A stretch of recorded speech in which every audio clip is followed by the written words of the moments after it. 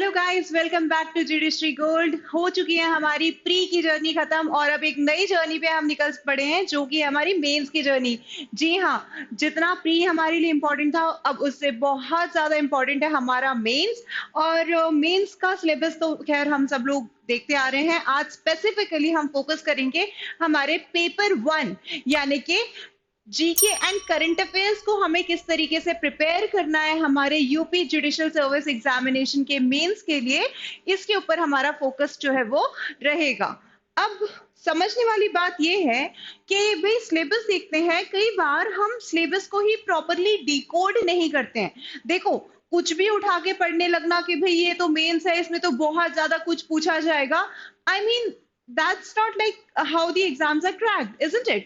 So exams crack करने की एक प्रॉपर स्ट्रैटेजी होती है और उस स्ट्रैटेजी में सबसे ज्यादा इंपॉर्टेंट है सबसे पहले हम सिलेबस को समझें और सिलेबस से स्टिक होके ही अपनी प्रिपरेशन जो है वो करें।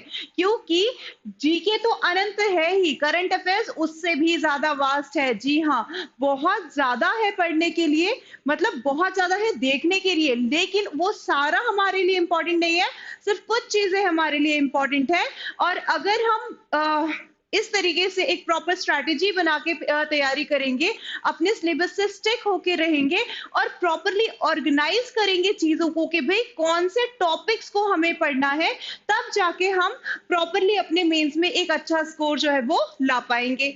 चलो, इसके लिए आज अपन स्ट्रैटेजी सुनने से पहले, समझने से पहले पेपर का जो सिलेबस है ना, इसको डिकोड करने वाले हैं, इसको अच्छे से समझने वाले हैं। ठीक है, आगे जाके मैं आपको इसी वीडियो में ये भी बताऊंगी कि इन टॉपिक्स में से हाई प्रायोरिटी टॉपिक्स कौन से हैं और आपको किन टॉपिक्स को स्टडी करना है। जी हाँ, उससे शायद आपको इतनी भी हेल्प मिल जाए कि आप डे वाइज डिस्ट्रीब्यूशन कर पाओ of the topics that you have to cover और study on the daily basis, like how you can cover those topics. Okay, चलो let us start with this paper 1। तो भाई सबसे बेसिक थिंग पहले कि 200 number का पेपर है। जी हाँ, 200 मार्क्स का हमारा टोटल पेपर जो है वो रहने वाला है।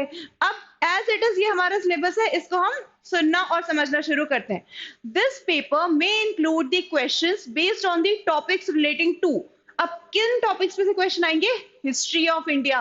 तो यहाँ पे तो लिखा हुआ है सिर्फ history of India and the Indian culture, लेकिन हम सब लोगों को पता है कि हिस्ट्री ऑफ इंडिया जो है वो इंडस वैली सिविलाइजेशन के भी पहले से शुरू हो जाती है और 1947 पे भी खत्म नहीं होती, उसके बाद भी पोस्ट इंडिपेंडेंस एरा जो है वो हमारा भी चल ही रहा है। तो ऑब्वियस ही बात है कि लगभग 2,500 से 3,000 साल का या फिर उससे भी ज्यादा, लगभग 5,000 साल का इतिहास पढ़ना मजाक तो है नहीं। यहाँ पे तो इन्होंने बस एक लाइन में लिख के दे दिया कि हिस्ट्री ऑफ इंडिया और इंडियन कल्चर, लेकिन इतनी सारी हिस्ट्री को थोड़ी ना हमें कवर करना है। तो हम देखेंगे आगे जाके कि किस तरीके से हम चीजों को कवर करेंगे, किन टॉपिक्स के ऊपर फोकस करेंगे। ठीक है, आगे लिखा है ज्योग्राफी ऑफ इंडिया। अब geography is the mother discipline because all the other disciplines have evolved out of geography. तो सोचो ज्योग्राफी अपने आप में कितना वास्ट होगा। इसमें पॉपुलेशन ज्योग्राफी आती है, एग्रीकल्चर ज्योग्राफी आती है। So basically with respect to India हम इन सबको भी इन टॉपिक्स को भी पिक करके पढ़ते हैं। इसमें political geography, the physical geography, so various forms of geography जो है उनको हम स्टडी करेंगे विथ रेफरेंस टू इंडिया, क्योंकि यहाँ पे क्लियरली लिखा है ज्योग्राफी ऑफ इंडिया, वर्ल्ड के ऊपर हमें फोकस नहीं करना है। नेक्स्ट आ जाता है हमारा इंडियन पॉलिटी। ठीक है, इसके बाद में क्या इकोनॉमी आपको यहाँ कहीं देखने के लिए मिल रहा है? नहीं, इकोनॉमी डायरेक्टली आपको नहीं लिखा हुआ मिलता है। दैट मीन्स आपको कोर इंडियन इकोनॉमी जो है वो तो नहीं पढ़नी है। नेक्स्ट आपको किसके ऊपर फोकस करना है? Current national issues and the topics of social relevance including the sensitivity to person with disabilities, senior citizens and offenses and so on, like with special reference to all these acts given here। ठीक है, तो basically ये सारे जो issues हैं, अब ये part form करते हैं आपके करंट लीगल नॉलेज का। दैट मीन्स ये इश्यूज जैसे protection of women and from the domestic violence act of 2005 या फिर sexual harassment act of women at workplace prevention prohibition and the redressal act। so basically इन सब के reference में current में जो इश्यूज हुए हैं उनको आपको स्टडी करना है। ठीक है, कोर ये पूरे एक्ट्स नहीं, इनके रेफरेंस, इनको बेस बना के, इनको रेफरेंस लेके इनसे रिलेटेड जो रीसेंट इश्यूज हुए हैं जो कि करंट अफेयर्स का पार्ट है basically. So that is the current legal knowledge को आपको स्टडी यहाँ पे करना है। ठीक है, इसके बाद में क्या चीज आ रही है करंट लीगल नॉलेज के बाद में? Current affairs with special reference to the India and the world. India and the world that means India और का क्या रोल रहा रशिया यूक्रेन वॉर में, या फिर रशिया यूक्रेन वॉर से इंडिया को क्या इंपैक्ट हुआ।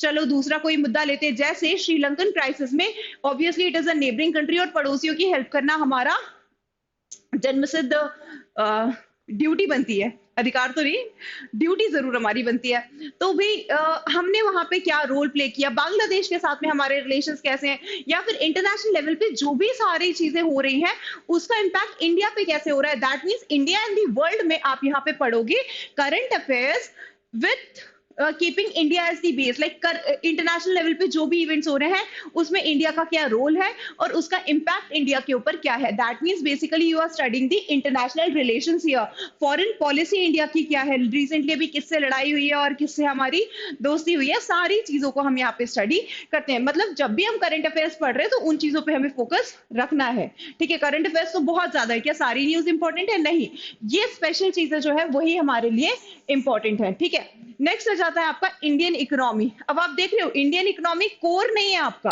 कोर सब्जेक्ट नहीं पढ़ना आपको इंडियन इकोनॉमी। ठीक है, यहाँ पे आपको सिर्फ और सिर्फ इंडियन इकोनॉमी पढ़नी है with reference to the like current affairs का पार्ट। ठीक है, अब करंट अफेयर्स का पार्ट इकोनॉमी कैसे हो जाती है? जैसे प्रीवियस ईयर में एक क्वेश्चन आया था ऑन दी जीएसटी बिल, क्योंकि वो रिसेंट एक इशू था, 2016 का एग्जाम जो था उसमें एक क्वेश्चन आया था जीएसटी बिल के ऊपर, क्वेश्चन बन गया था। तो भाई क्योंकि जीएसटी बिल पार्ट तो इकोनॉमी का है, लेकिन वो उस साल न्यूज में रहा, करंट अफेयर्स का पार्ट बन गया। तो करंट अफेयर्स को के रेफरेंस में जो भी इंडियन इकोनॉमी में जो भी चेंजेस आए हैं, मतलब कोई गवर्नमेंट ने स्कीम्स लॉन्च करी हैं या ऐसा जो भी है, आगे जाके अपन देखेंगे भी इसको। ठीक है, इंटरनेशनल अफेयर्स, भाई कहाँ पे कौन से राष्ट्रपति बने हैं, कहाँ पे किसका निधन हो गया है, कौन सा मेंबर जो है वो किस एसोसिएशन में जुड़ गया है, तो ये सारी चीजें जो है वो आपकी इंटरनेशनल अफेयर्स में आएंगी। Institutions and developments in the field of science and technology. जी हाँ, science and technology, again I am telling you, core science physics chemistry biology आपको स्टडी नहीं करनी है। Science and technology with special reference to the current events और the current developments. ठीक है, कोई नई मिसाइल अगर हमने बना ली है, या फिर कोई नया स्पेस प्रोग्राम हमने लॉन्च कर दिया है, कोई नया जीएसएलवी पीएसएलवी में डेवलपमेंट्स करे हैं हमने, कोई नई टेक्नोलॉजी आई है, किस कंट्री के साथ में हमने कौन सी ट्रेड की है। ठीक है, S-400 अगर न्यूज में रहा है, या चिनूक न्यूज में रहा है, या ब्रह्मोस मिसाइल हो, अग्नि हो, ये सारी चीजें अपन इसमें पढ़ते हैं। ठीक है, the nature and standard of the question in this question paper will be such that of a well educated person, मतलब आप एक well educated person से जितना एक्सपेक्ट करते हो उतना ही यहाँ पे पूछा जाएगा। अब ये लाइन हमेशा हमें परेशान भी करती है, हंसाती भी है और सोचने पे मजबूर कर देती है कि आखिर इनका कहने का मतलब क्या है। तो इनकी नजरों में एक वेल एजुकेटेड पर्सन है कौन? तो भाई यहाँ पे देखो, यहां आप देख सकते हो history of India, geography of India, Indian polity, ये अपने आप में एक बहुत बड़े सब्जेक्ट हैं। एक वर्ड में आप इनको समराइज नहीं कर सकते कि क्या चीजें पूछी जा सकती हैं और क्या नहीं, और इनको अगर आप पूरी तरीके से कवर करने पे आओगे तो मान लीजिए टाइम बहुत ज्यादा कम पड़ जाएगा। इसीलिए अब हमें देखना है कि हम इन चीजों को किस तरीके से कवर करें। तो इन टॉपिक्स को कवर करने के लिए, इन सब्जेक्ट्स को कवर करने के लिए, अपने पूरे सिलेबस को कवर करने के लिए, 360 डिग्री कवरेज देने के लिए, फुल तरीके से कवर करने के लिए हमें प्रीवियस ईयर पेपर्स को बेस बनाना पड़ेगा। ठीक है, पिछले 4 से 5 एग्जाम्स के जो पेपर हैं उनको बेस बना के पढ़ाई हमें करनी पड़ेगी। वहां हमें देखना पड़ेगा कि भाई हिस्ट्री से किस तरह के क्वेश्चंस आए हैं, किन पार्ट पे फोकस किया गया है, ज्योग्राफी में किन चीजों से क्वेश्चन आए हैं, किन टॉपिक से क्वेश्चन आए हैं, या फिर इंडियन पॉलिटी में किन टॉपिक से क्वेश्चन आए हैं, या फिर करंट अफेयर्स में कौन से स्पेसिफिक करंट अफेयर्स जो है वो हमारे लिए इंपॉर्टेंट है। ठीक है, तो चलो अपन उन सबको ही वन बाय वन देखना शुरू करते हैं। सबसे पहले स्टार्ट करते हैं history of India and the Indian culture. अब यहाँ पे अगर मैं आप लोगों को बताऊं, on the basis of previous year paper हमने 6 टॉपिक्स आइडेंटिफाई करके रखे हैं आपके लिए, जो कि हाई प्रायोरिटी रहने चाहिए, और मेरे अकॉर्डिंग आपको डेली एक एक टॉपिक को कवर जो है वो करने की कोशिश करनी चाहिए। ठीक है, तो आप अगर ये करोगे so you will be done, like इतना इन टॉपिक से ही पिछले कुछ सालों में पेपर जो है वो बना है आपका, इन टॉपिक से ही क्वेश्चंस पूछे गए। पहला है आपका मॉडर्न इंडिया। जी हाँ, एंशिएंट इंडिया भी है, मेडाइवल इंडिया भी है, लेकिन ज्यादा वेटेज जो देके रखा गया है वो आपके मॉडर्न इंडिया को ही देके रखा गया है। ठीक है, या फिर आप कह सकते हो late medieval and the complete modern India is very important for you guys. ठीक है, अब एलिमिनेट हो गए काफी सारी चीजें। एंशिएंट इंडिया के कुछ इंपॉर्टेंट इवेंट्स को पढ़ लेना, बाकी सारा आप अवॉइड कर सकते हो। ठीक है, सबसे ज्यादा फोकस करोगे मॉडर्न इंडिया। मॉडर्न इंडिया में भी किन चीजों के ऊपर फोकस करोगे, तो भाई important events of the Indian history, जैसे चौरी चौरा इंसिडेंट के ऊपर क्वेश्चन आया था, या फिर क्विट इंडिया मूवमेंट के ऊपर क्वेश्चन आया था। तो आपको इन सारे जो इंपॉर्टेंट इवेंट्स हुए हैं हिस्ट्री में, उनको वन बाय वन स्टडी करना है। और हर एक चीज जो आप स्टडी करते हो, हर एक इवेंट के बारे में एटलीस्ट आपको 50 से 60 वर्ड्स तो पता ही होने चाहिए। ठीक है, दूसरी चीज किसके ऊपर फोकस करोगे मॉडर्न इंडिया में ही, आप पर्सनालिटीज के ऊपर। जैसे क्वेश्चन जो है वो आया था आपका, महात्मा गांधी का क्या योगदान रहा, या फिर एक किसी पर्टिकुलर इवेंट में जवाहरलाल नेहरू के क्या विचार रहे या उनका क्या रिएक्शन रहा। तो ऐसे क्वेश्चंस यहाँ से बने हैं, यानी कि कुछ इंपॉर्टेंट पर्सनालिटीज जैसे कि जवाहरलाल नेहरू हुए, जैसे कि महात्मा गांधी हुए, सुभाष चंद्र बोस हुए, इन सब के बारे में आपको पता होना चाहिए। इनकी पॉलिसीज क्या थी, इनकी फिलोसफीज क्या थी, इनके कॉन्ट्रीब्यूशंस क्या थे, या किसी एक पर्टिकुलर इंसिडेंट पे इनके रिएक्शंस किस तरीके के थे। ठीक है, तीसरा आप फोकस करोगे, बहुत इंपॉर्टेंट, प्रेस इन इंडिया। ठीक है, इंडिया में प्रेस की शुरुआत कैसे होती है। 1780 में जे.ए. हिकी ने इंडिया का पहला न्यूज़पेपर जो है वो पब्लिश किया था, दैट इज बंगाल गैजेट। ठीक है, और ये एक इंग्लिश माध्यम का न्यूज़पेपर था। इसके बाद से किस तरीके से जो न्यूज़पेपर्स हैं, उन्होंने हमारे इंडियन नेशनल मूवमेंट में भी एक बहुत इंपॉर्टेंट रोल प्ले किया। और जब इन न्यूज़पेपर्स के थ्रू लोग अवेयर होने लग गए थे ब्रिटिश के एक्सप्लॉयटेशन के अगेंस्ट, और इस ब्रिटिश एक्सप्लॉयटेशन के अगेंस्ट जो अवेयरनेस क्रिएट हुई, उसकी वजह से लोगों में जो एग्रेशन था उसको कर्ब करने के लिए ब्रिटिशर्स ने काफी सारे रेस्ट्रिक्शंस लगाए थे। तो इसके लिए क्या सारे लॉज जो है वो इंट्रोड्यूस किए गए, वो सब आप पढ़ते हो प्रेस इन इंडिया पे। तो प्रेस को तो एक अलग ही टॉपिक लेके पढ़ना भाई, 2 से 3 एग्जाम में इससे रिलेटेड क्वेश्चन जो है वो बन चुका है। Role of women in the Indian national movement, not only the role of women but also the important personalities, important women leaders, उनके बारे में, जैसे सरोजिनी नायडू है, एनी बेसेंट है, इन सब के बारे में हमें पढ़ना है। ज्योतिबा फुले है, किस तरीके से पॉलिटिकल रिफॉर्म्स में भी हेल्प किया है, और इसके अलावा सोशल रिफॉर्म्स में भी हेल्प किया है विमेन ने। सो विमेन्स का कंट्रीब्यूशन, या फिर ब्रिटिशर्स की जो पॉलिसीज थी उनका, क्योंकि ऑब्वियस ही बात है, they introduced the western education, then इसके बाद में उन्होंने काफी सारे जो सोशल इवल्स एग्जिस्ट करते थे, विडो रीमैरिज एक्ट वो लेके आए थे, सती प्रथा को उन्होंने बंद किया था। ठीक है, तो इन सब से रिलेटेड वुमेन्स के ऊपर कुछ पॉजिटिव इंपैक्ट भी हुआ था, तो उनके ऊपर क्या सारा इंपैक्ट हुआ उस टाइम पे, वुमेन्स के से रिलेटेड हर एक डायमेंशन को आपको यहाँ पे कवर करना है। ये एक इंपॉर्टेंट क्वेश्चन इसमें से फ्रेम हो सकता है। ठीक है, नेक्स्ट अगर हम बात करें तो development of education, art and architecture and literature.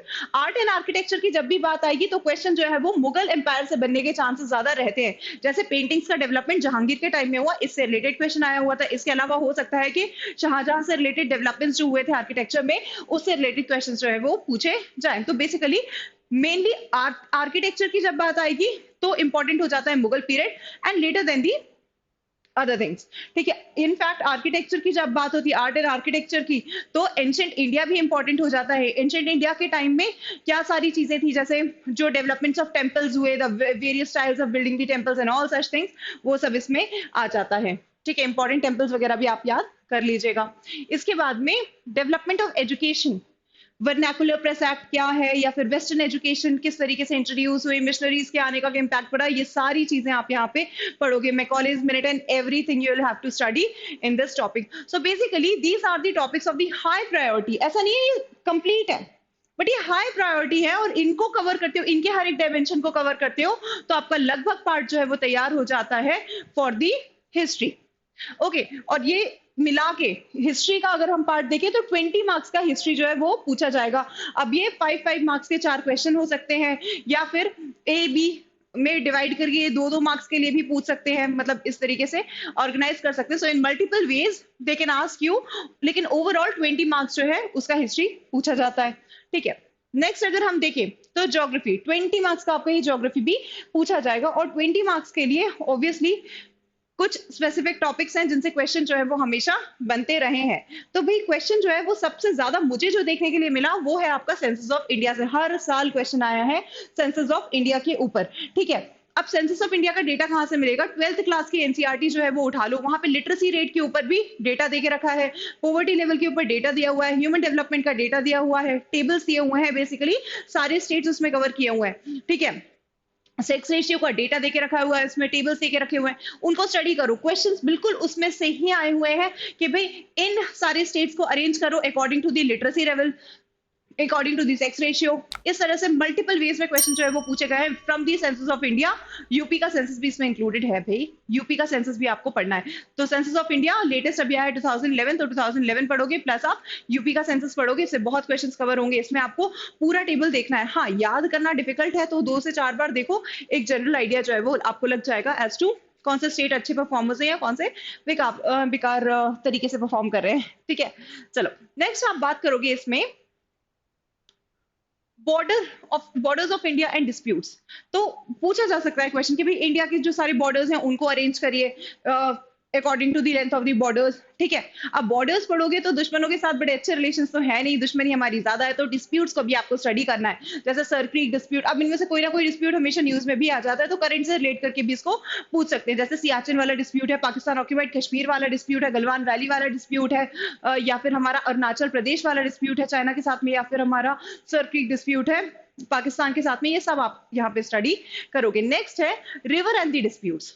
ठीक है, रिवर्स को तो अच्छे से पढ़ लो, रिवर्स एक बहुत इंपॉर्टेंट पार्ट फॉर्म करता है आपका ज्योग्राफी ऑफ इंडिया का।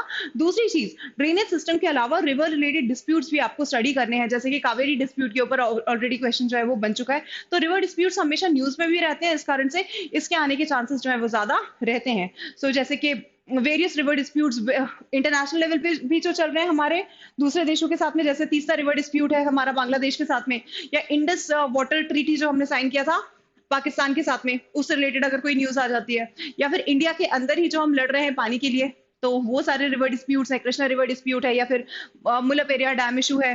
ठीक है, या फिर आपका कावेरी वाटर डिस्प्यूट है। So all these are the disputes majorly which you have to cover.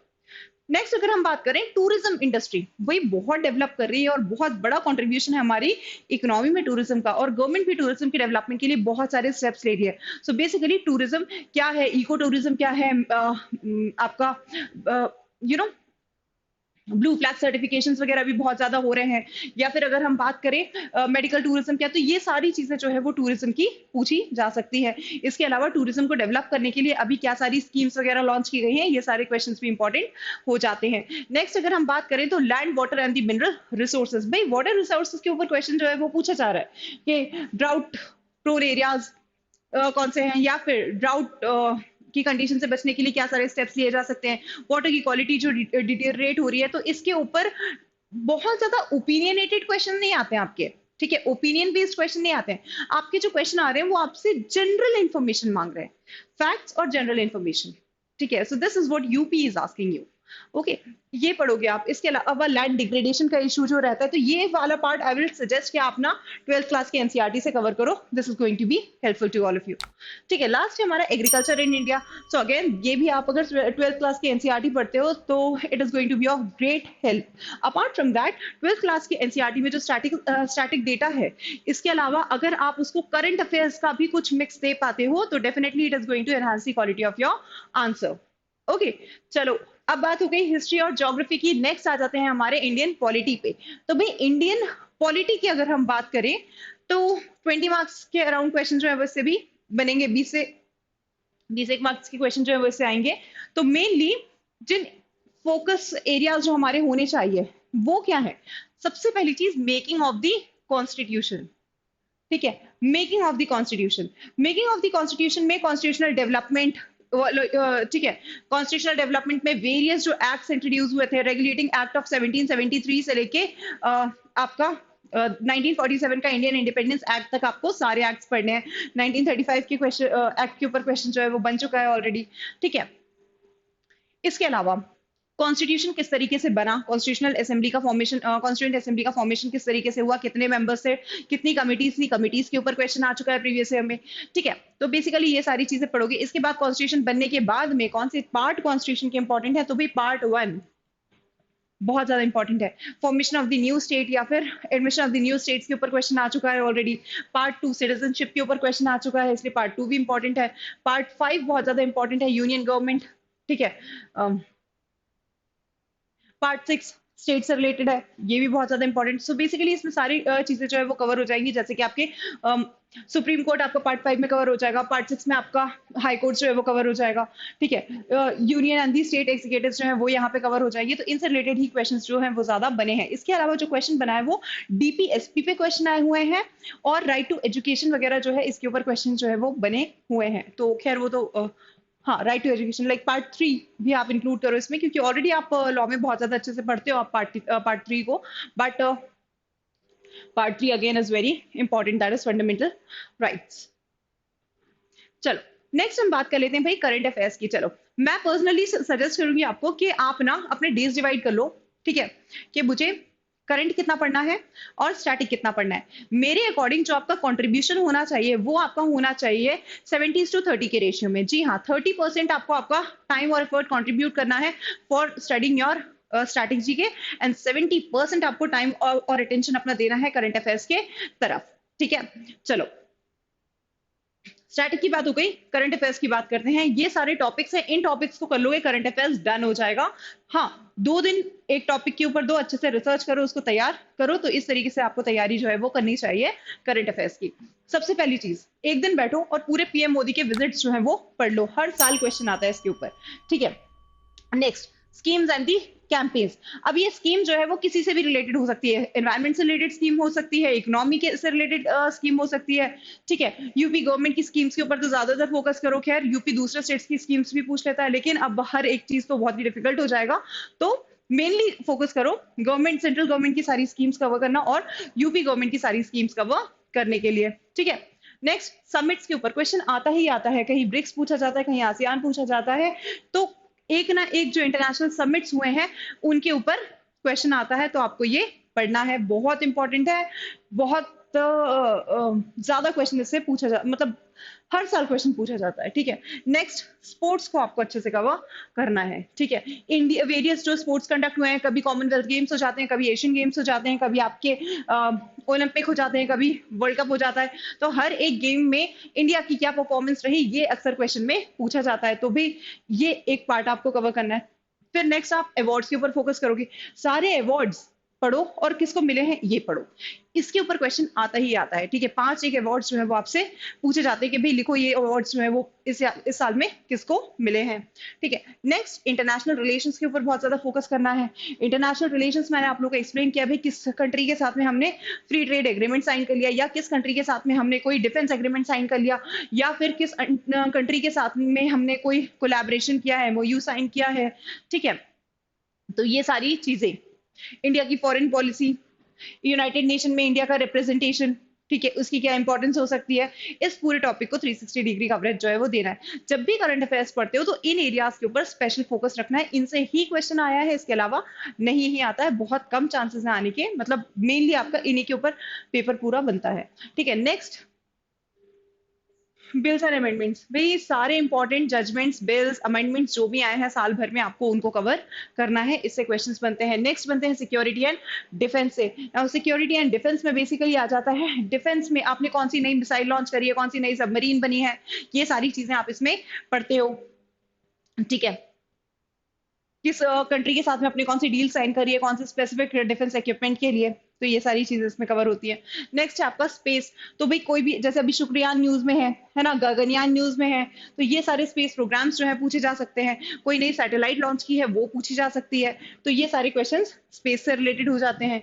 Next आ जाता है आपका प्लेसेस इन न्यूज में, ये भी क्वेश्चन आते हैं, 4 से 5 आपसे प्लेसेस इन न्यूज जो है वो पूछे जाते हैं, ठीक है। आपसे डायरेक्टली लिखा रहेगा, उस प्लेस का नाम पूछा जाएगा, फिर ये 5 प्लेसेस है, 1 2 3 4 5 सब पार्ट्स में रहेगा, और ये क्यू न्यूज में था, तो आपको सिंपली ये बताना है कि ये क्यू न्यूज में था, तो आप 30 से 40 वर्ड्स में इन टॉपिक्स की तैयारी जो है वो करो। पर्सन इन न्यूज, एक दिन बैठ के पूरे पर्सन इन न्यूज जो है वो पढ़ लो, ठीक है। कमिटी एंड कमीशन, क्योंकि साल भर में कौन से इंपॉर्टेंट कमिटी एंड कमीशन जो है वो फॉर्म हुआ है, किस पर्टिकुलर पर्पस के लिए, ये सारी चीजें पढ़ लीजिए। ठीक है, so these are the 12 topics of current affairs that you have to cover. अब इसके लिए बहुत अच्छा सोर्स है आपका प्रतियोगिता दर्पण। प्रतियोगिता दर्पण उठाओ और हर महीने की जो है वो पढ़ो, आपका ये अच्छे से कवर हो जाएगा और ये ही सारे आपको सब टॉपिक्स जो है वो भी मिल जाएंगे करंट अफेयर्स के लिए। ठीक है, बाकी जेजी के स्टूडेंट्स के लिए तो हम जेजी इनसाइट प्रोवाइड करते ही हैं, वहां पे आप ये सारी चीजें जो है वो कवर कर सकते हो। प्लस जेजी के स्टूडेंट्स जो है वो डेली जो हमारा पोर्टल है, पोर्टल पे जो करंट अफेयर्स अपडेट होते हैं उनको आप स्टडी करो। So I think these sources will be enough for you guys. चलो लास्ट आ जाते हैं हम मिसलेनियस के ऊपर। भाई मिसलेनियस मैंने इसे इसलिए नाम दिया हुआ है क्योंकि मिसलेनियस ये कुछ ऐसे टॉपिक्स हैं जो मिसलेनियस वाले पार्ट में ही आपको अधिकतर मिलेंगे और इनसे बहुत सारे क्वेश्चंस जो है वो पूछे जाते हैं। जैसे टाइटल्स, इंडिया का नेपोलियन किसे कहा जाता है? तो भाई समुद्रगुप्त को कहा जाता है। आयरन मैन ऑफ इंडिया किसे कहा जाता है? तो सरदार वल्लभ भाई पटेल को कहा जाता है। मिसाइल मैन ऑफ इंडिया जो है वो एपीजे अब्दुल कलाम जी को कहा जाता है। इस तरीके के टाइटल्स जो है वो पूछे जाते हैं कि डिफरेंट डिफरेंट पर्सन को हमने कौन से टाइटल्स दिए हुए हैं। तो एक दिन बैठ के पूरे टाइटल्स जो है वो भी पढ़ लो। स्लोगन्स अलग इसको टॉपिक की तरह पूरा पढ़ो। ठीक है, दिल्ली चलो का नारा किसने दिया था, या फिर डू और डाई का नारा किसने दिया था, स्वराज इसमें birth right and I shall have it ये किसने कहा था। तो ये सारे स्लोगन्स जो है वो आपसे पूछे जाते हैं, या इंपॉर्टेंट स्टेटमेंट्स अगर किसी ने किसी के बारे में दी हैं तो। नेक्स्ट है आपका एब्रिविएशंस। ठीक है, आपको कुछ एक्रोनिम्स वगैरह जो है वो दिए जाएंगे। जैसे आपको एनसीईआरटी दिया जाएगा या एआईसीटीई दिया जाएगा, या फिर आपको किसी भी तरह का कोई एचटीटीपी क्या होता है, एचटीएमएल क्या होता है। तो इस तरह के जो एक्रोनिम्स हैं वो दिए जाएंगे और आपको इनका एक्सपेंडेड फॉर्म जो है वो लिखना है, इनका फुल फॉर्म जो है वो लिखना रहेगा। चलो नेक्स्ट बात करते हैं इकोनॉमी रिलेटेड टर्मिनोलॉजीज पे। सीआरआर क्या होता है, एसएलआर क्या होता है, ठीक है, स्मॉल पेमेंट बैंक्स क्या होते हैं। तो भाई ये सारे क्वेश्चंस जो हैं वो पूछे जा सकते हैं। बेसिकली अगर आप इकोनॉमी से रिलेटेड टर्मिनोलॉजीज को एक बार देख लोगे so it is going to be of great help. इससे क्वेश्चन जो है मतलब या तो फुल फॉर्म में पूछ लेंगे, ठीक है, या फिर आप जैसे ये एब्रिविएशन मैंने लिखा हुआ है ना उसमें एक आधी कोई टर्म जो है वो इस तरीके से पूछ लेंगे, या फिर कोई पर्टिकुलर टर्म क्या होती है, लेजे फेयर की पॉलिसी क्या है, आपको लिखना रहेगा एक लाइन में, समझाना रहेगा कुछ वर्ड्स में। तो ये इंपॉर्टेंट टर्मिनोलॉजीज को अगर आप स्टडी कर लोगे तो it is going to be of good help. Books and authors. So, books and authors, not only the books which were published recently, but ancient India के टाइम से मेडाइवल इंडिया और modern India तीनों में ही जो important books रही हैं, books and authors रहे हैं, उनको आपको पढ़ना है। Last is your places and their importance. कोई भी इंपॉर्टेंट हिस्टोरिकल प्लेस दे दिया जाएगा, जैसे कि बुलंद दरवाजा आपको दे दिया, तो भी आपको पता होना चाहिए कि 1572 में गुजरात विजय के उपलक्ष्य में जो अकबर हैं उन्होंने बुलंद दरवाजा जो है वो बनवाया था। या फिर फतेहपुर सीकरी क्या है, या फिर आपका ये किसने बनाया था, कुतुब मीनार किसने बनवाया था। तो ये सारी चीज इंपॉर्टेंट प्लेसेस। ठीक है, बृहदेश्वर टेम्पल कहाँ पे है, तो आपको लिखना रहेगा ये प्लेस क्या है और इसकी इंपॉर्टेंस क्या है। तो प्लेसेस एंड देयर इंपॉर्टेंस ये हमेशा क्वेश्चन पूछे जाते हैं। तो 4 से 5 ये भी पूछे जाएंगे आपसे। तो ये है कुछ डायमेंशंस जिन्हें आपको कवर करना है। तो I think this is of good great help, क्योंकि अगर आप इनको देखोगे तो आपको टॉपिक्स मिल गए हैं। पर डे आप एक एक टॉपिक को भी अगर कवर करना चाहो तो इन डायमेंशंस को कवर करने के बाद जब आप पेपर को देखोगे तो आपको लगेगा ये तो सब मुझे आता है, and by doing all this you are all set for your mains. तो इतना कर लिया, मेंस क्लियर हो जाएगा। ठीक है, बहुत अच्छा स्कोर आपका आ जाएगा अगर आप ये स्ट्रैटेजी रखते हो कि मुझे हर एक टॉपिक को डेली प्रिपेयर करना है।